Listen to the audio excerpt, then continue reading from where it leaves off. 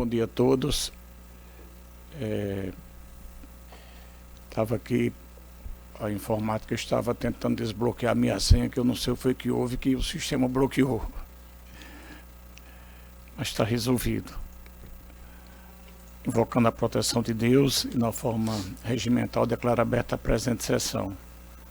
Vamos ao julgamento aqui pela ordem. Sim, quero comunicar que a desembargadora Berenice não comparecerá à sessão de hoje. Foi participar do encontro de vice-presidente do Tribunal de Justiça em Brasília. Foi convocada para uma reunião em Brasília. Então, os processos da relatoria de Sua Excelência e aqueles que ela está vinculada não serão julgados. Aqui eu estou vendo 12 da pauta. Aqui o primeiro é um processo da relatoria da desembargadora Berenice. Estava escrito doutora Amanda. Então vai ficar para a próxima sessão. Isso aqui não vai. O próximo aqui é o 15, também da relatoria de desembargadora Berenice.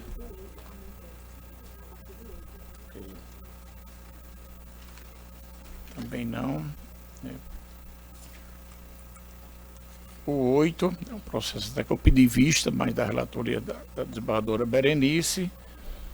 O 9, também da relatoria de Sua Excelência. O 10, o 11, o 12, o 14 e o 15, que pelas minhas anotações são esses. O 13 também e o 13 também, isso. Senhor presidente, pela ordem. Pois não. Eu e o doutor Renato estamos com um processo com quórum ampliado, que é o 4. Penso que também não vai acontecer hoje, né? Fernando, professor. Nossa dúvida, desembargador João, a doutora Berenice ela já lançou o voto nesse caso.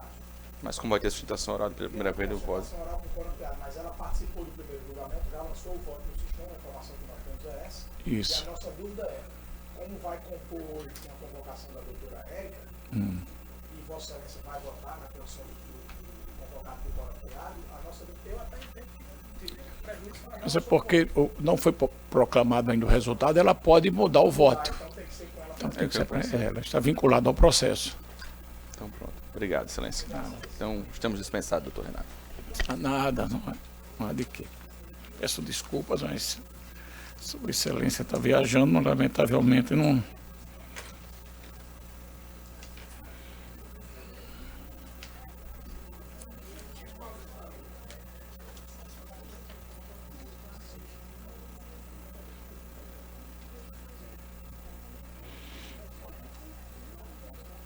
Aqui pela ordem tem o 17 da pauta, é um agravo de instrumento. 17, da relatoria do doutor Roberto Guedes. Está aí mesmo, doutor Roberto Guedes? Está escrita a doutora Isabela Barroso.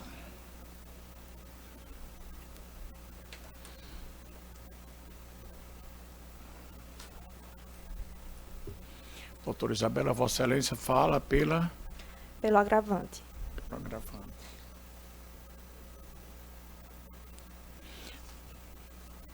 Doutor Roberto está encaminhando o voto aqui pelo provimento parcial. Não sei se ele atende ou quer prestar algum esclarecimento à doutora Isabela, doutor Guedes. O provimento é em que sentido? Parcial, que possa ser que ela...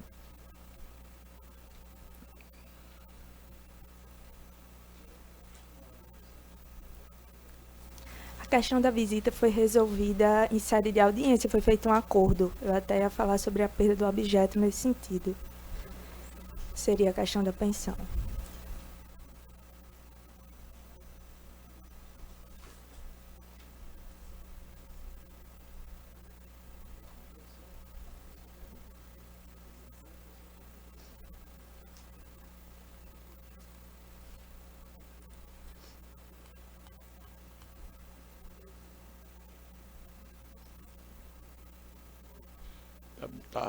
Está modificando tão somente aqui no voto o direito de visitas, fazendo prevalecer o acordado anteriormente pelos genitores. É o que ele está. Mas Vossa Excelência está com a palavra para. Tá. Pelo agravante. Excelentíssimos. Dispõe de até 15 minutos. Obrigada. Pode ficar à vontade. Bom dia, excelentíssimos embargadores, membros do Ministério Público, colegas advogados e demais presentes. Trata-se de um agravo de instrumento, como eu falei anteriormente, foi proposto em relação ao direito de visita, mas com relação a esse ponto, as partes já fizeram um acordo em série de audiência, já foi homologado, então, com relação a isso, houve a perda do objeto. O agravo de instrumento, então, o objeto dele diz respeito, então, apenas aos alimentos. Houve a oferta de alimentos por parte do agravante em sede inicial no valor de R$ 2.000, mais alimentos in natura com relação a despesas escolares e despesas médicas. As despesas escolares com relação ao material escolar, a fardamento, ao valor da mensalidade da escola e o valor de R$ 2.000 em pecúnia, mais atualização de 151,2% do salário mínimo. Então, não teria problema com relação à atualização, embora o valor em pecúnia não tenha sido oferecido com relação ao salário mínimo. A agravada, e aí, com relação a esse ponto, chama-se a atenção que a agravada concordou em sede de contestação com o valor oferecido na inicial. Então, restou incontroverso as possibilidades e a necessidade da criança. Para surpresa do agravante, o Ministério Público, em parecer, opinou por fixação de alimentos no importe de 20%. Quando, na verdade, quem conhece as reais necessidades da criança são os pais, que haviam concordado com os alimentos de R$ 2.000, mais o valor in natura. Somente, e aí o juiz Acó, né, com a decisão agravada, ele seguiu o parecer do Ministério Público e fixou alimentos em 20%, sendo essa a razão deste agravo de instrumento. Somente em série de contrarrazões ao agravo de instrumento, houve uma espécie de contestação desse valor ofertado na inicial, oportunidade na qual a agravada juntou uma planilha que coloca como gastos da casa e não da criança, não é? E a gente trouxe isso em sede de memoriais, estamos trazendo aqui também nessa sustentação oral. Na casa da criança, mora a mãe, mora o atual companheiro da mãe, e essa planilha não pode ser compreendida para fins de fixação de alimentos por essas razões. Em série de audiência de instrução, que recentemente aconteceu, a magistrada de primeiro grau, inclusive, alertou a agravada com relação a esse aspecto e pediu para ela juntar planilha para poder rever esses alimentos. E ela, inclusive, perdeu esse prazo. Ela não juntou. Justamente porque esses valores que ela traz em juízo são valores relativos a despesas que não são da criança. Então, excelências, não existem dúvidas aqui que esse valor, que o valor ofertado pelo agravante, ele está em consonância com as necessidades da criança e com as possibilidades dele, que inclusive ainda está precisando se readequar depois do divórcio, ficou com várias dívidas com relação a valores que estão sendo descontados do contra-cheque deles, que foram reconhecidos em sede de contestação. Então, por essa razão, a gente requer o provimento do agravo de instrumento. Senhor presidente, eu coloquei aqui na decisão, mantendo a decisão do primeiro grau, mas nada impede da gente poder rever esse percentual. Eu estou mantendo em 20%, mas pode perfeitamente baixar para 15%, 10%, já que a decisão do juiz do primeiro grau ficou 20%, excluindo do agravante, excluindo o desconto obrigatório acrescido do pagamento do plano de saúde da criança e das despesas escolares a título de alimentos, natura. Então, caso eu encaminhei mantendo a decisão do primeiro grau, mas caso a Câmara ache interessante diminuir para 15% esse percentual, Não vejo problema nenhum. Está um registro aqui no voto que diz que o agravante peticionou para oferecendo R$ 2.000. Em sede, na petição inicial, E foi seria feita uma 11%. oferta de alimentos de R$ 2.000. Seria 11%. A oferta de alimentos de R$ 2.000, mais as despesas com escola e plano de saúde. Essa foi a oferta dele que a agravada concordou na contestação. 20% seria 5.747. É mais ou menos esse percentual que ele teria. Ele deu 2.000, seria em torno de 11%. Se caso R$ 2.000? R$ 2.000 seria como se fosse 11%. Não, 10%. o salário mínimo é 1.500 e pouco, é 151%. O problema é, pelo menos na minha conta... Não, porque o salário dele é 22.625. Ah, sim, ele tem o salário dele. Dele. Ah, tá bem, porque aqui... É 20% do salário dele. Não, mais plano de saúde. 20% mais plano de saúde. A decisão do primeiro grau foi dessa maneira.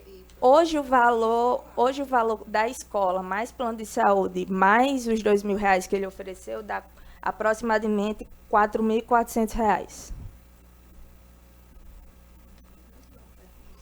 Eu penso que 15% e permanecer no plano de saúde e escolar seria razoável. Eu acompanho Vossa Excelência nesse sentido. 15%. Isso. Fixa um percentual, Viu, porque Fábio?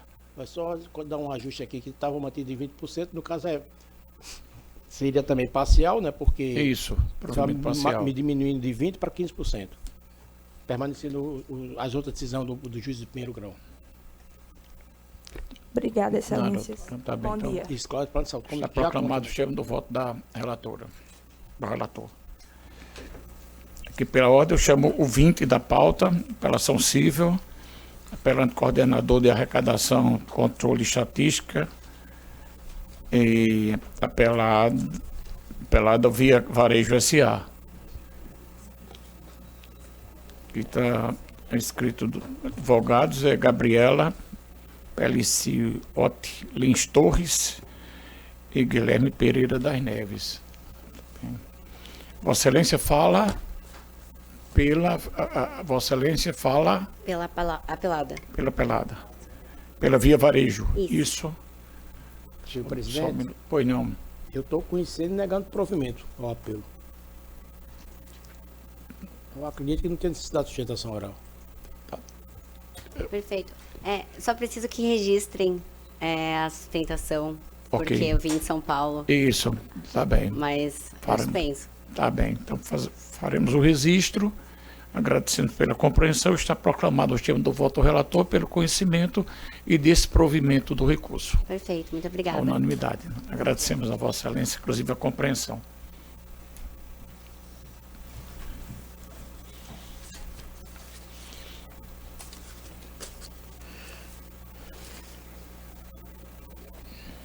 O 3 da pauta, que pela ordem de anotações, eu acho que é de Berenice, esse não, deixa eu ver. Não. Desembargadora Lourdes. Está em mesa, desembargadora Lourdes? O 3. Está escrita a doutora Adriana. Só um minutinho aqui para dar uma olhadinha aqui no sistema.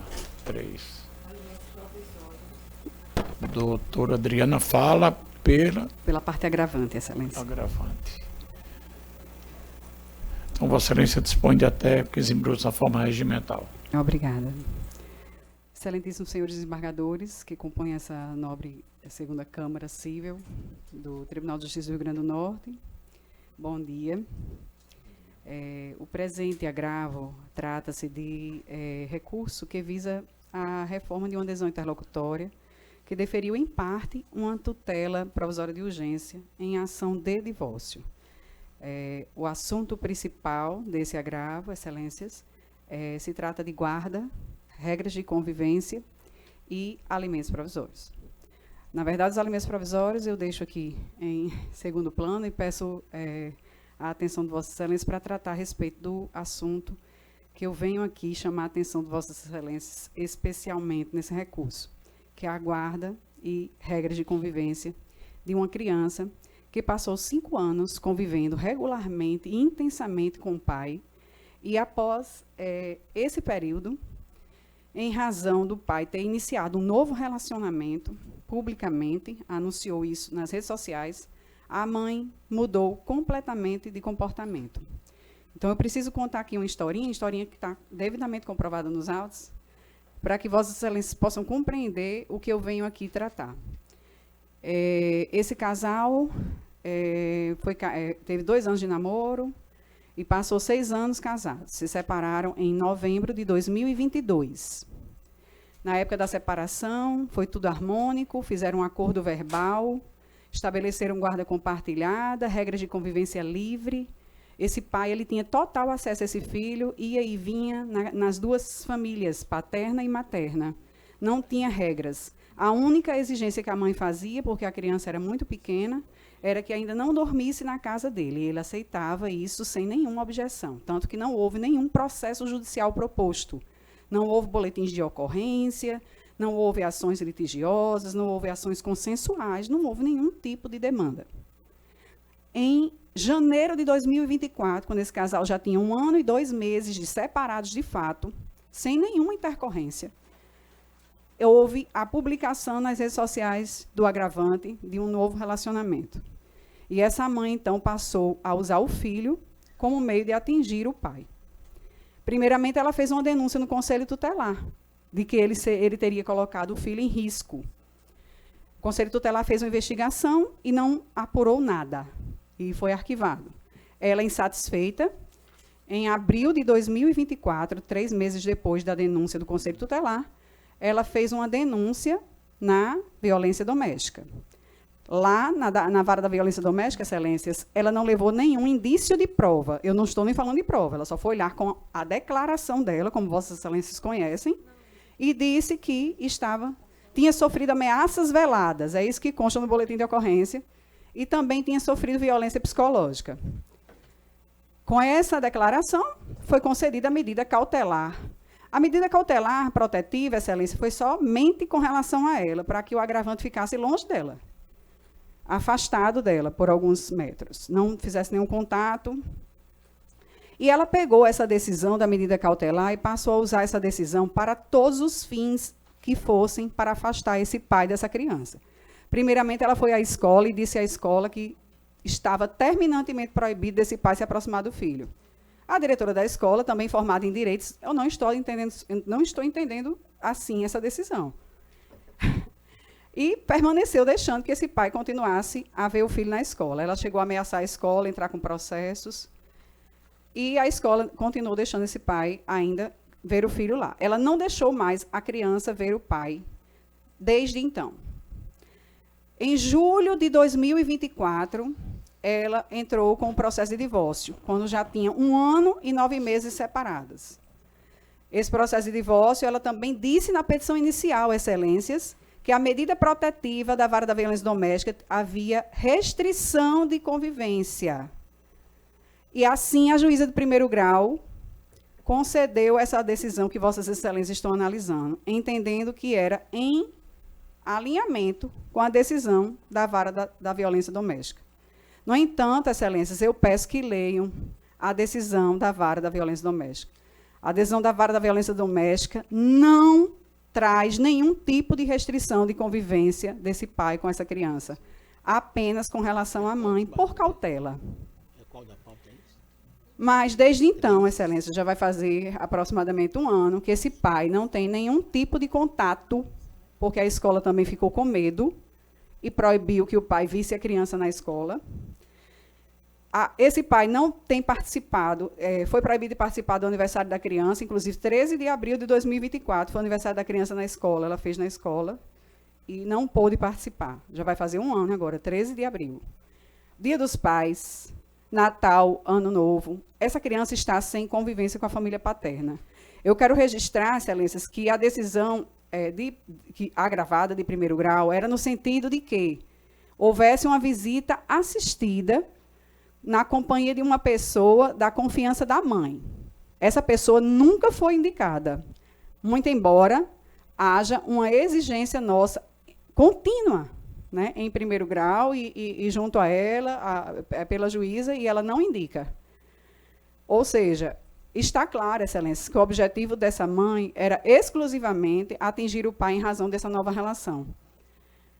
Mas, enfim, a questão da guarda compartilhada, eu gostaria também, Excelência, de abordar aqui a respeito dessa questão, porque nós temos um fato relacionado à medida protetiva. E nós temos uma modificação legislativa, né, prevista no Código Civil, que continuamente está havendo as decisões. Se houver indícios de violência doméstica, não pode ser regulamentada a guarda de forma compartilhada. Nesse caso, Excelências, não há nem indícios de violência doméstica. Essa denúncia foi feita na vara da violência doméstica 1 ano e 4 meses depois de separados, sem nenhum registro antecedente de qualquer violência praticada, seja contra a mulher, seja contra a criança.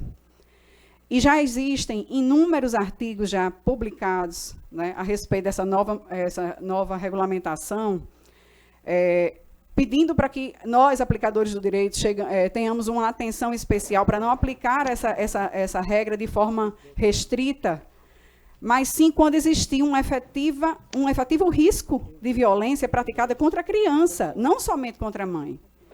Porque, do contrário, nós vamos voltar àquela era antiga em que somente as mães poderiam exercer a maternidade, haver uma enxurrada de processos de divórcio, sempre os processos de divórcio, com medidas protetivas para que haja a guarda unilateral materna. Quando nós temos, desde a Constituição de 88, previsto que o dever de criar e educar os filhos são de ambos os pais.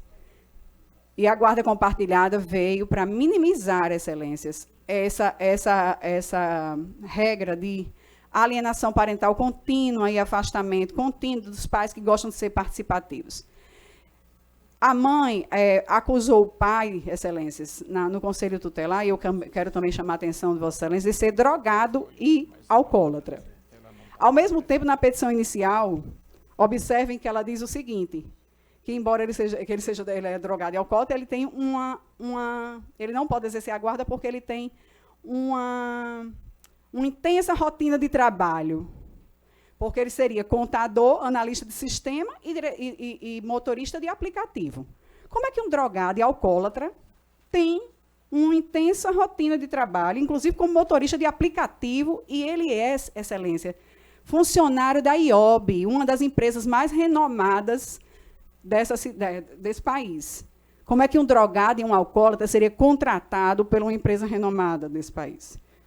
Ela não traz provas disso, ela junta umas fotografias de algumas coisas, tipo de, a gente acredita que seja de maconha, mas não necessariamente relacionada ao agravante. Excelências, isso é um crime que está sendo praticado contra uma criança de 5 anos de idade que ama um pai, que conviveu com esse pai intensamente e está com sentimento de abandono. A diretora dessa escola tem ligado para mim continuamente perguntando notícias do processo, porque essa criança passou a enfrentar problemas também na escola, de desenvolvimento escolar.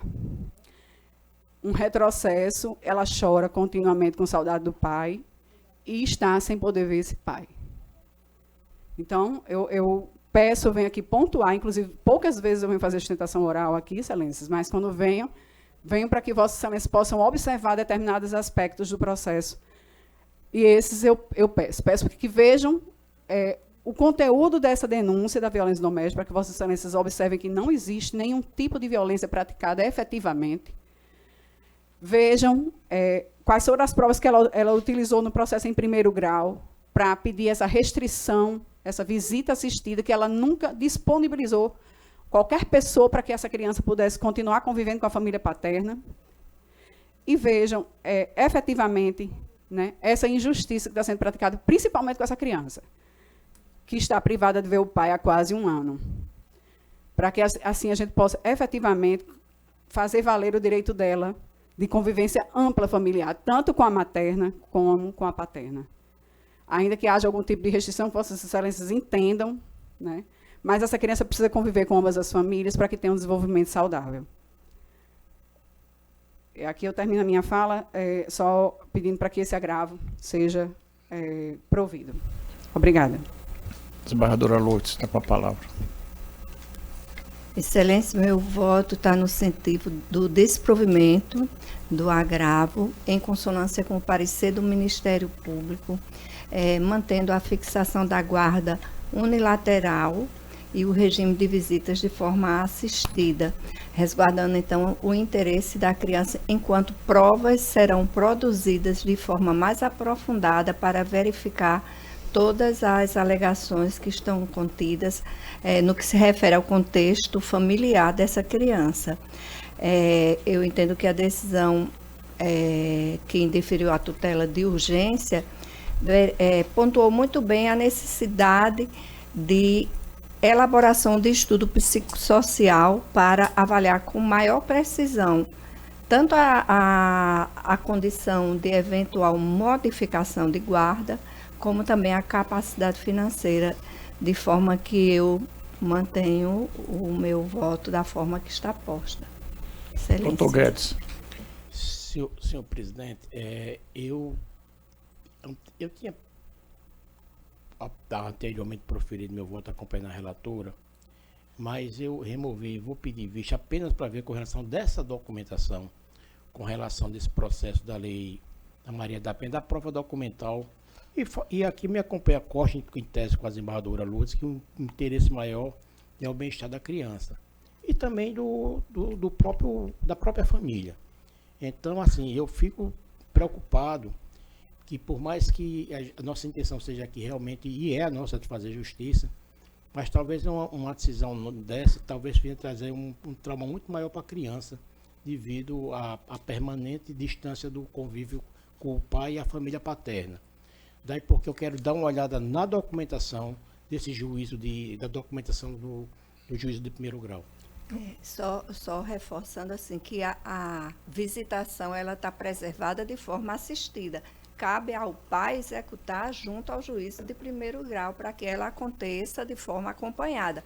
Ele não está excluído da visitação. Está condicionado a uma pessoa da confiança, excelência, da mãe. Aí isso está no poder dela. Isso é feito, a apostulação é feita junto ao juízo de primeiro grau. A gente tem feito, mas ela não indica. Fixação. Certo? Quer dizer que a senhora... Na verdade, a restrição... Perdão, me permita. A restrição ela precisa ser feita com prova. Não é assim, vamos restringir para depois provar. Né? Acho que a gente tem que ter primeiro a prova do risco para poder restringir. Né? É o contrário, o raciocínio, na minha opinião, excelência. Mas nós estamos tratando de tutela antecipada. Meu voto está mantido.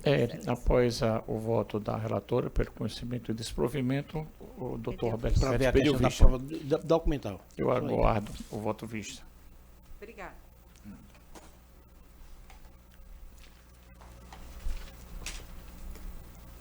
Doutor Bruno está presente, aqui pela ordem. Primeiro da pauta é um agravo de instrumento, agravante Apivida, assistência médica, agravado LWMNF. Eu sou o relator do processo. Eu estou encaminhando o voto pelo conhecimento e... Deixa eu ver aqui.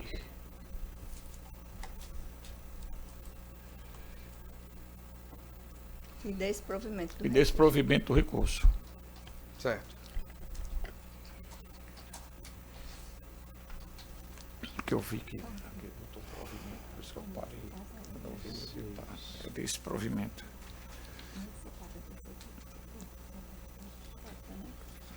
Dando continuidade aqui pela ordem, doutor Bruno tem ainda o 6, é isso? Presidente, vou me antecipar, peço perdão, senhor, por interrompê-lo, mas esse número 6 já é questão de ciência hábil em ambiente natural, parte da apelação, então não vou sustentar por razões óbvias. Isso. E só entender o resultado no que diz respeito à majoração do dano, porque tinha outra terapia também negada na sentença e uma discussão de honorário também. Não, esse 6 é da Unimed, vai ficar para quando passar a presidência para a Dra. Lourdes. Então, o 16, deixa eu ver se também está essa mesma... Não. 16 é da minha relatoria. Está em mesa, doutor? Está em mesa também. Vossa Excelência está com a palavra. Excelência, dando parcial provimento ao agravo, não é isso? Isso. Esclarecer para o doutor Bruno qual é da... É os termos da liminar, doutor? O plano de saúde deve custear integralmente o tratamento multidisciplinar prescrito para paciente com TEA, desde que realizado em ambiente clínico indicado por profissional habilitado.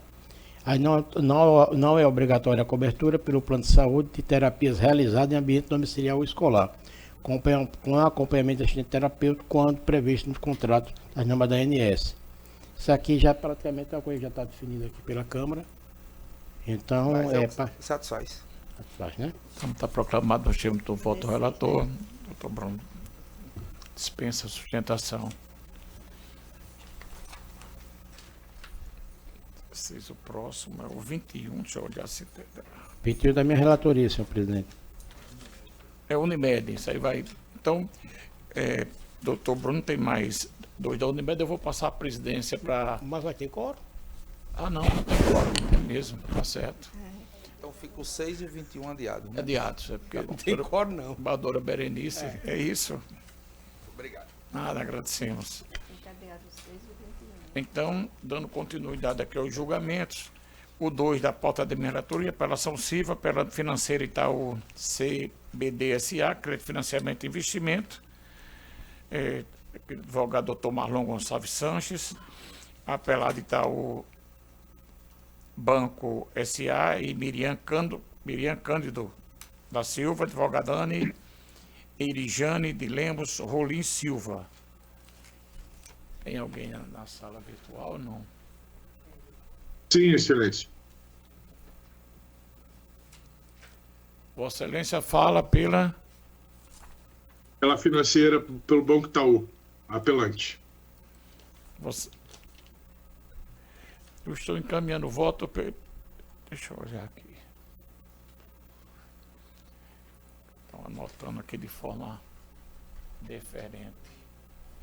Vossa Excelência dispõe de até 15 minutos na forma regimental. Está com a palavra. Ok, excelência. Primeiramente, bom dia. Sempre um prazer estar aqui presente, espaço na pessoa de Vossa Excelência. Vou ser muito breve e objetivo, excelência, uma vez que a matéria e objeto dessa ação se converge tão somente para a resolução 4549 do Banco Central, que impõe o parcelamento quando há um rotativo de mais de 2 mensalidades, mais de 2 faturas, pagas em atraso ou de forma parcial. E nós, na fase de conhecimento, demonstramos através das faturas do ano de 2022 e do ano de 2023 que houve mais de 3 parcelamentos em relação a essa ausência de pagamento dentro do vencimento ou mesmo da fatura de forma integral, consecutivas e de forma parcial. Por esses motivos, entendemos que a sentença não andou muito bem, no sentido de nos condenar a danos morais de R$5.000, mais o valor de R$7.094 a título de danos materiais. Esses são os pedidos, excelência, por isso pugnamos pela improcedência dos pedidos ou a minoração do quanto indenizatório. Muito obrigado. Agradecemos a Vossa Excelência pela sustentação. A matéria já é de conhecimento deste tribunal, especialmente também desta Câmara Civil. Estou encaminhando o voto pelo conhecimento e pelo desprovimento do recurso, na esteira dos nossos precedentes. Porque pelo sistema não há divergência, nem há destaque, eu estou proclamando o termo do voto relator. A unanimidade de votos. Agradecemos a Vossa Excelência pela sustentação. Eu tenho mais outros, excelência, ficar aguardando. Aqui dando continuidade, tem o 5 da pauta. Também, meu. Apelante Maria das Graças Farias Saraiva, apelado Banco Itaú, BMG, consignado SA, Itaú Unibanco SA, também Dr. Marlon Gonçalves Sanches, está escrito, relatora doutora desembargadora Lourdes Azevedo. Está em mesa, desembargadora? Vossa Excelência fala pelo banco, não é isso? Pelo banco. A relatora está encaminhando o voto pelo conhecimento e desprovimento do recurso, desembargadora Lourdes. Conheço em parte e nego o provimento ao apelo, mantendo a sentença em sua totalidade. Sua Excelência está negando o provimento está mantendo a decisão de primeiro grau integralmente. Não sei se satisfaz a Vossa Excelência ou quer fazer sustentação.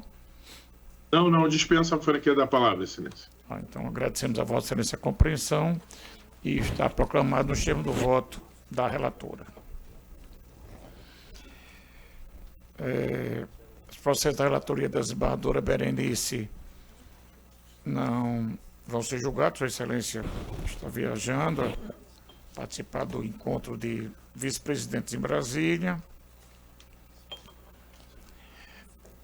O 18, também aqui. A minha relatoria está em mesa, Excelência. Apelação civil, são apelações, apelante Banco Itaú, BMG consignado. Também aqui tem. Deixa eu só dar uma olhadinha aqui no sistema. José Enildo da Silva e outros apelantes e apelados. Doutor Roberto Guedes, Vossa Excelência, o relator, está em mesa? Está em mesa, Excelência.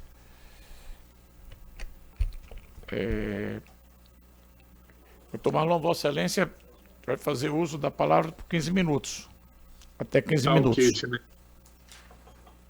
Tá ok. Também é uma matéria muito recorrente, contratação de empréstimo consignado, Excelência. E nós avançamos na fase de conhecimento pela convalidação dessa contratação, a legalidade, uma vez que a parte autora recebeu os valores em sua conta corrente, desde 2016 vem sendo descontada, sem que eu pusesse qualquer tipo de contestação em relação a esses descontos. Nós entendemos que, com isso, a parte autora teve o reconhecimento desse valor. Nós entendemos que o valor de dano moral de R$2.000 não seja condizente com a postura da parte autora, bem como a restituição desses valores também. Nós pugnamos, Excelência, nesses processos, de forma costumeira, a compensação dos valores que foram depositados na conta corrente da parte autora, caso Vossas Excelências entendam pela manutenção, a fim de que não seja a parte autora não tenha um recebimento além do que devido em relação à contratação desse produto. Por isso, pugnamos pela improcedência ou o afastamento da quantia de danos morais com a compensação do que for depositado. Muito obrigado, Excelência. Roberto Guedes, ao senhor está com a palavra. Senhor presidente,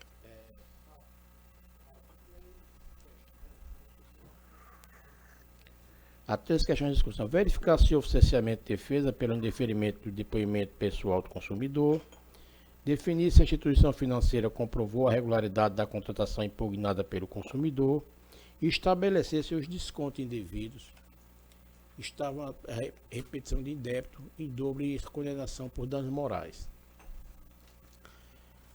O indeferimento da produção de prova pelo juiz não configura cesseamento de defesa quando é elemento suficiente para a formação do convencimento dos magistrados. Em contratos bancários, quando o consumidor impugna a autenticidade da assinatura, cabe à instituição financeira comprovar sua regularidade, nos termos do tema repetitivo 1061 do STJ. A ausência de comprovação da autenticidade da assinatura descaracteriza a relação contratual e impõe repetição de indébito em dobro nos termos do artigo 42, parágrafo 1 do Código de Defesa do Consumidor. E a realização de descontos indevidos em benefício previdenciário caracteriza dano moral indenizável. Então, por aí, eu conheço, julgo e mantenho a decisão de primeiro grau por todos os termos, no caso conhecendo e negando provimento ao recurso, senhor presidente. Roberto Guedes, o doutor Marlon falou no pedido de compensação. Você só observou se há depósito, se tem, doutor Marlon sabe esclarecer, se há comprovação de depósito na conta da consumidora para pedir essa compensação? E nós já mostramos a TED, Excelência. No ID 28484577.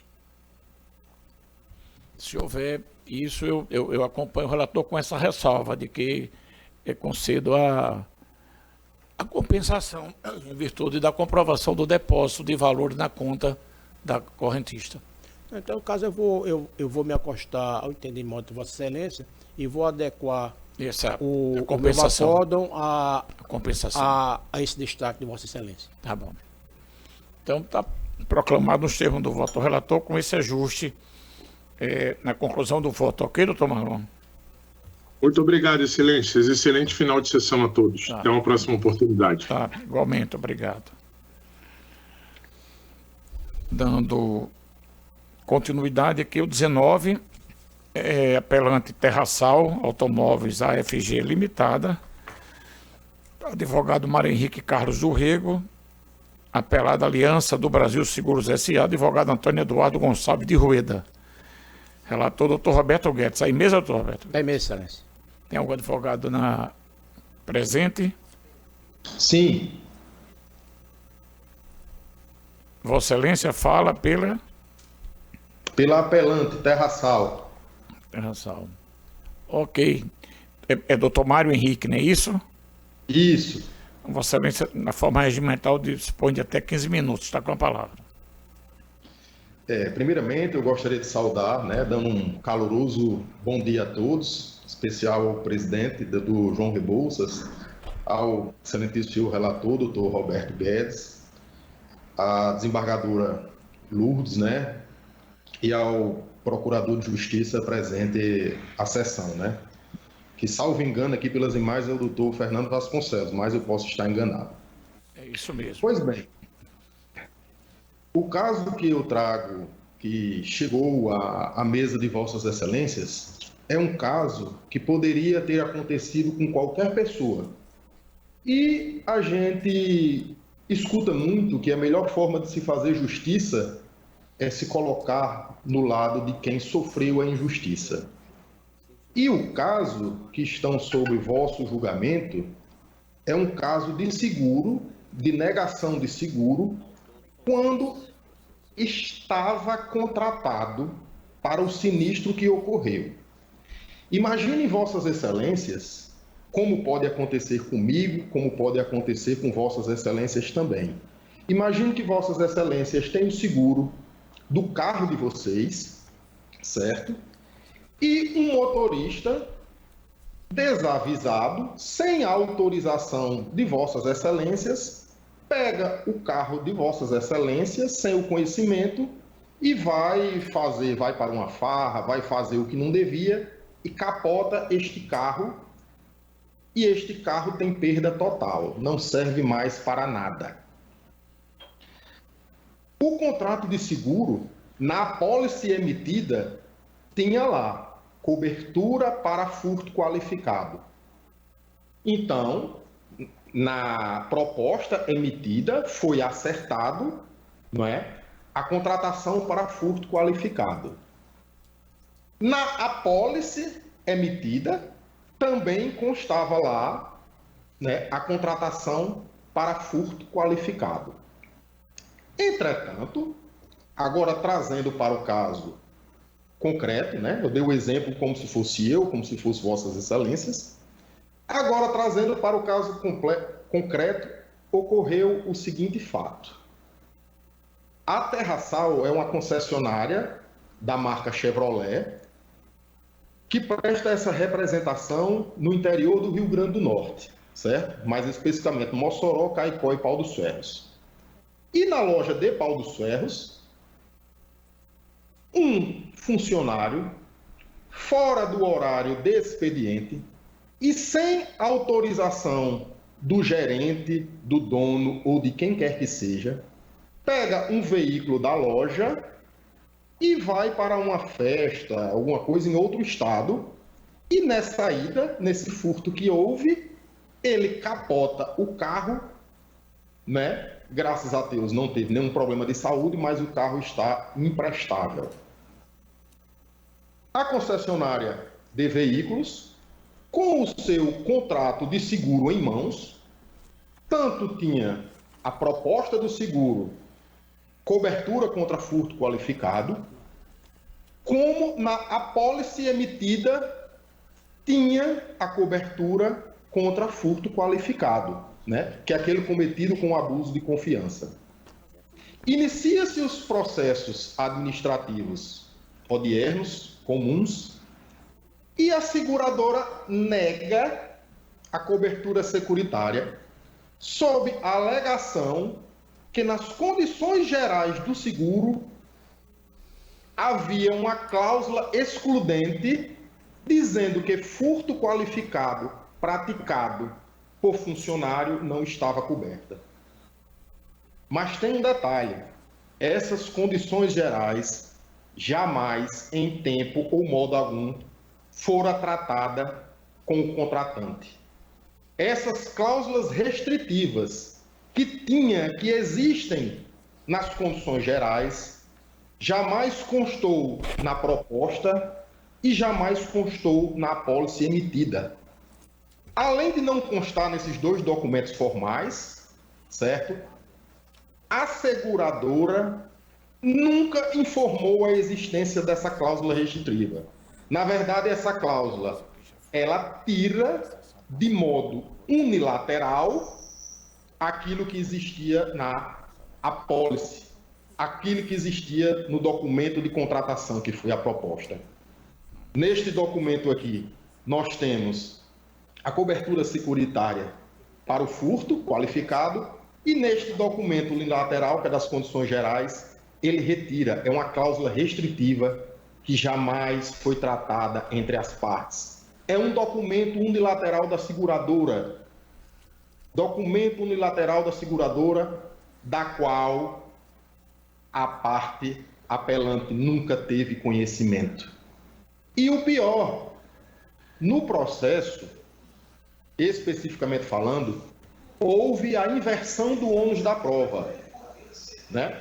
O juiz de primeiro grau inverteu o ônus da prova. Quando ele inverte o ônus da prova, passa a ser da seguradora o ônus de provar que a parte apelante, a segurada, teve conhecimento e aceitou os termos da condição geral. Ele não provou. Não foi por desleixo, não foi por mero capricho, não. Ele não provou porque essas condições gerais nunca foi discutida com a apelante. Ela consiste único e exclusivamente em documento unilateral da seguradora, em uma cláusula restritiva que jamais fora discutida, fora de conhecimento e jamais houve a concordância da parte apelada. Certo?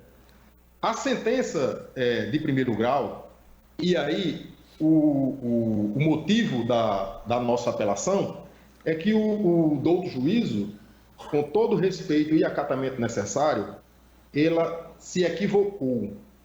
Ela se equivocou em duas partes. A primeira, ela diz que na petição inicial não constou a impugnação das condições gerais com base no artigo 46 do CDC.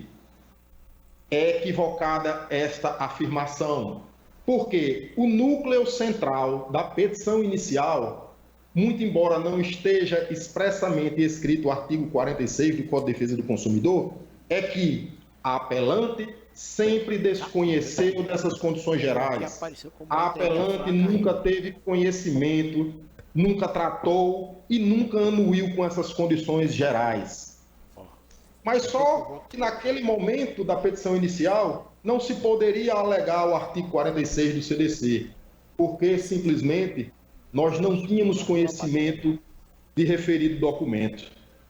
Nós não tínhamos conhecimento se esse documento existia ou se era mera alegação da parte apelada. A partir do momento em que a apelada apresenta referido documento no processo, aí sim, este documento restou devidamente impugnada com a transcrição do artigo 46 do Código do Processo Civil e jurisprudência que diz que aquele documento não pode ser aceito porque ele é unilateral, ele é abusivo e ele é cláusula restritiva porque retira direitos que outrora era dado pela apólice. O segundo fato que o juízo entra em equívoco ao julgar improcedente o pedido de seguro é o fato dele considerar como contrato as condições gerais onde eram previstas as cláusulas restritivas. Ora, como pode ser contrato, ser julgado válido, se a parte nunca teve conhecimento de referido documento, se a apelante nunca discutiu o referido documento com quem fez a proposta do seguro ou com quem emitiu a pólice, tal documento e tal cláusula restritiva não consta na proposta que foi aceita e assinada e nem consta na apólice emitida.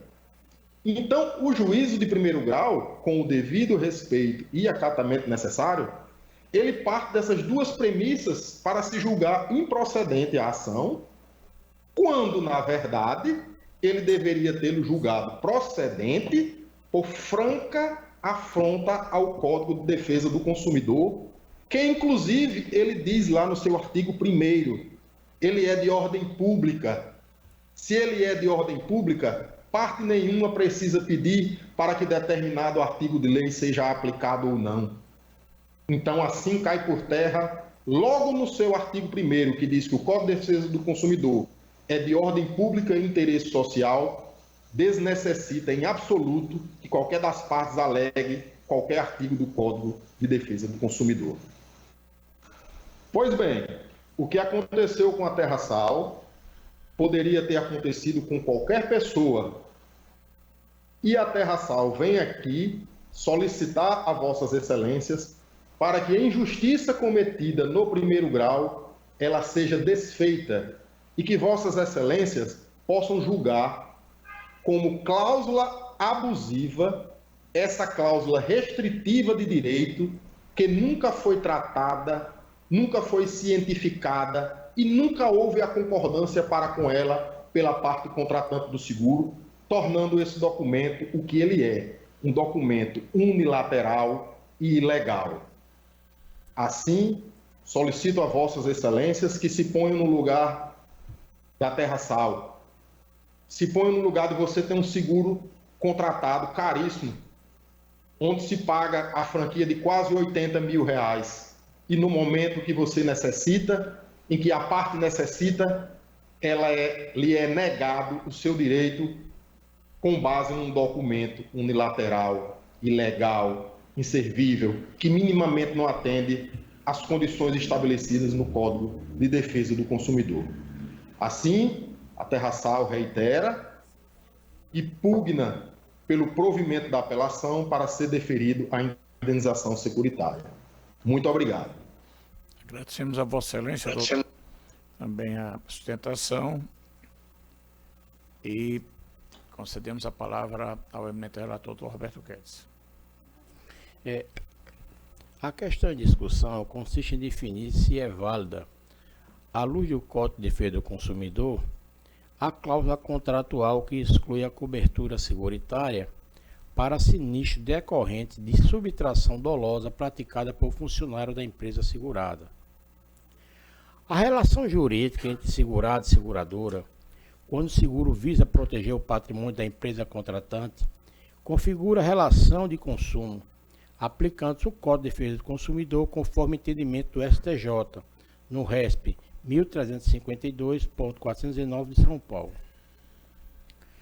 A cláusula contratual que exclui a cobertura para eventos decorrentes de furto praticado por empregados foi redigida em linguagem clara, com destaque e fonte legível em conformidade com o artigo 54, parágrafo 4 do Código de Defesa do Consumidor. Não há prova de que a parte autora não teve acesso prévio às condições gerais do contrato, tendo havido assinatura da proposta e pagamento do prêmio, o que demonstra ciência e concordância com os termos pactuados.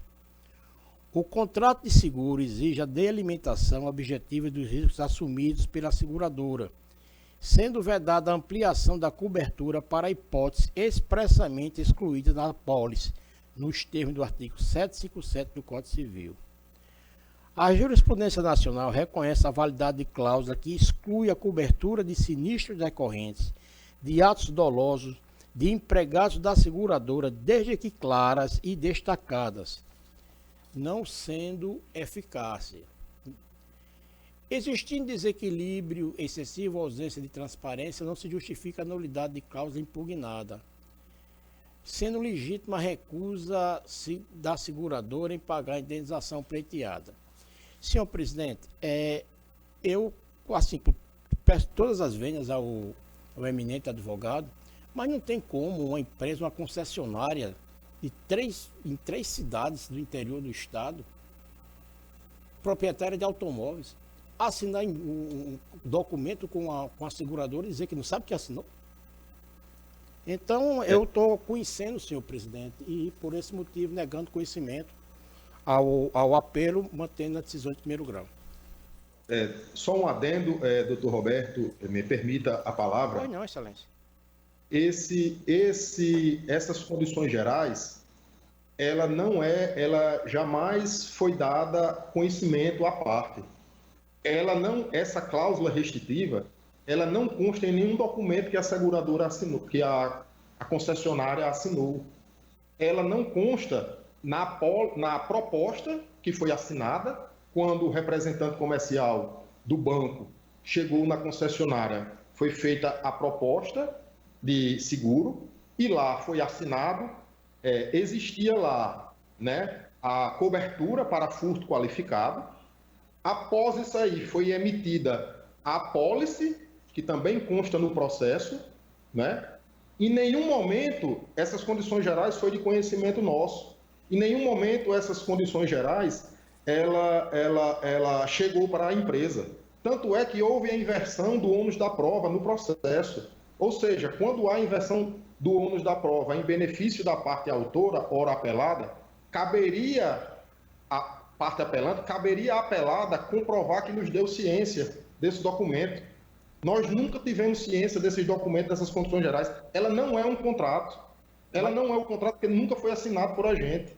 Ela não é um contrato que a gente nunca teve conhecimento. Nós nunca tivemos a oportunidade de impugnar. Ela é um documento unilateral que a gente só teve conhecimento dele quando foi negada a indenização securitária. Nós nunca tivemos conhecimento desse documento. Para todos os efeitos, nós estávamos seguros para que se houvesse furto qualificado. Tá certo, senhor. Nós nunca tivemos acesso a esse documento. Nunca. Tá certo. Nunca. Mas quando houve a inversão do ônus da prova, o juiz de primeiro grau examinou essa documentação. Existe esse contrato aqui, ele baseou nesse contrato. Então, assim, eu me acosto a decisão judicial conhecendo e negando provimento ao recurso. Doutor Mário, se houver alguma dúvida, Vossa Excelência pode apresentar os declaratórios, que a Câmara reexamina novamente. Aqui pelo sistema não há divergência nem destaque. Está proclamado o termo do voto do relator pelo conhecimento e desprovimento do recurso. Tá ok, muito obrigado. Não há de que. Aqui pela ordem aqui não há mais processos. Tem a parte final, eu vou passar a presidência à desembargadora Lourdes nos processos que eu sou impedido.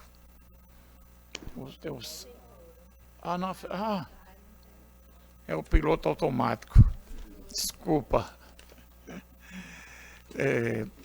Em face da ausência da desembargadora Berenice, não tem quórum para esses julgamentos. Eu indago aos eminentes pares se há algum processo que independe de pauta para julgamento.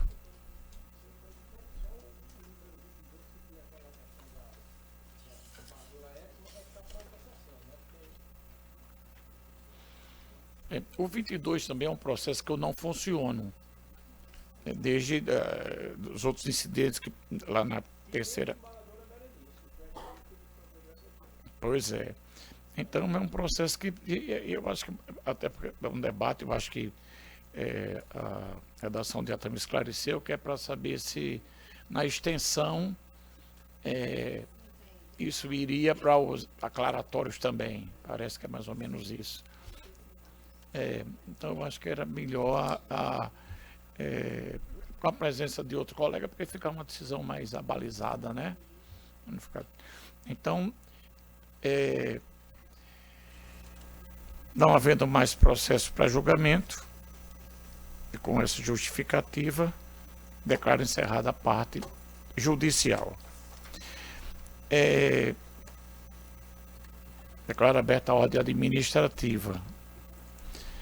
presidência propõe uma moção de congratulações pela passagem da atriz da senhora Yara Lúcia Bezerra da Cunha Alencar, esposa do desembargador Cunha Alencar, que ocorrerá no dia 15 de abril próximo. Todos aprovam. Então, Com excelência. está aprovado a unanimidade. A presidência não tem mais nenhuma proposição.